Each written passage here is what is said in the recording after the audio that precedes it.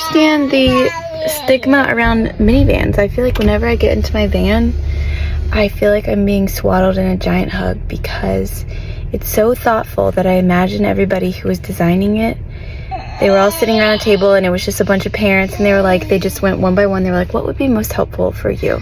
We'll add that. We got you. We got you, girl. We got you, dad. And maybe not. Maybe they just were maximizing profit. I don't care. I just love it.